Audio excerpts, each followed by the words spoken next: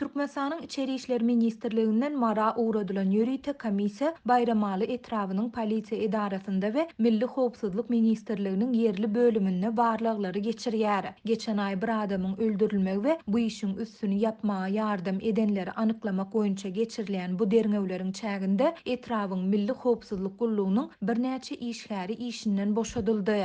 Mundan birnäçe gün ozal bu barlag komissiýasy Baýramaly etrabyna gelip ýerli polisiýa edarasynyň we Milli howpsuzlyk ministrliginiň ýerli bölüminiň işgärlerini soragy çekip başlady. Resmi taýdan maglumat berilmeýän bu derňewler polisiýa we howpsuzlyk işgärleriniň ençemesiniň habarçymyda aýtmagyna görä, geçen aý bir adamyň öldürilmegi we muny amala aşyran adamyň jezalandyrylman bu işiň üstüniň gizlin ýapylmagy bilen baglanyşykly. Geçen aýyň ortalarynda 25-30 ýaşlarynaky bir oglan pyçaklanyp öldürildi. Bu işi ýapmak üçin jenaýat eden adamyň howsarlaryndan 500 000 Amerikan dollaryna goloý pul soralýar we şondan soň bu işin ýapyljakdygy barada wada berilýär.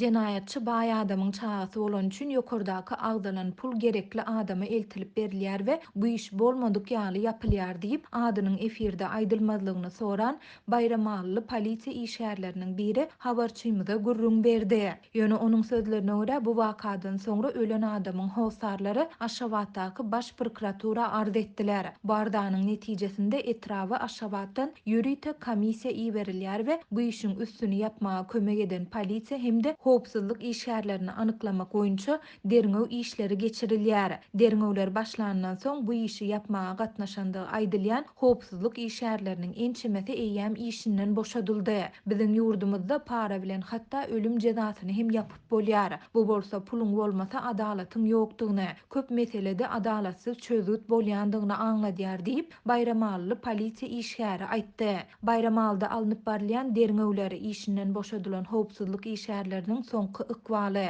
öldürilen adamyň ady baradaky jikme-jiklikler häzirlikçe nämälim bolmagyna galýar. Adatlyk radiosu ýokarda beýan edilen ýagdaýlar barada Mary velayet we Baýramaly etrap häkimliklerinden, polisiýa edaralaryndan hemde Milli howpsuzlyk ministrliginiň ýerli bölüminden kommentari alyp bilmedi. Bu barada Türkmenistanyň Içeri işler ministrligi bilen habarlaşyp, goşmaça maglumat almak boýunça edilen synanşyklar hem netije bermedi. Şeýlede barlag komissiýasynyň agdalarynyň wezipelerini anyklamak hem başartmady.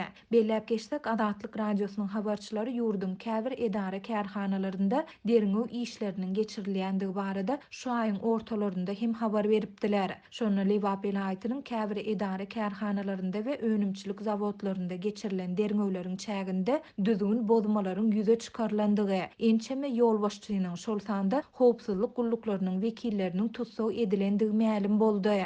Türkmenistanda para alandygy we iş ketilendigi aýdylýan jenaýat etmekde aýplanan hemde eden işini aglap towa edýän öňki emeldarlar wagtal ýurdun telewiziýasynda görkezilýär. Muňa garamazdan resmi media ýurtda amala aşyrylýan jenaýatlar, para almak hadisalarynyň anyk haçan we nirede bolandygy, derňewleriň we sud seljerşikleriniň haçan we nirede geçirilendigi barada habar bermeýär. Ýerli synçylaryň we türkmenistanylaryň ençemesi hökümet maslahatlarynda korrupsiýaga garşy görüş barada durulup geçilse-de aýdylanlaryň iş ýüzünde amal edilmeýändigini, şol sebäpli bu mesele boýunça üýtgeýän zadyň ýokdugyny aýdýarlar. Şeýle olar Türkmenistanda para almak we bermek tejribesiniň, ýagny korrupsiýanyň çağalar bagyndan ýokary hujaýlaryna, keselhanalardan türmelere, harby gullukdan maýyplyk derejesini tasdiklatmak üçin durmuşyň dürli pudoklarynda giňden ýaýrandygyny hem belleýärler. Türkmenistan halkara guramalarynyň ýyllyk hasabatlarynda dünýäniň iň korrumpirlenen ýurtlarynyň hatarynda agdalýar. Transparency International guramasynyň korrupsiýa boýunça geçen ýyl ýaýradan hasabatynda Türkmenistan Günnäwri Ýewropa we Merkezi Aziýa regionunda iň ýyzdaky ornunda ýerleşdirildi.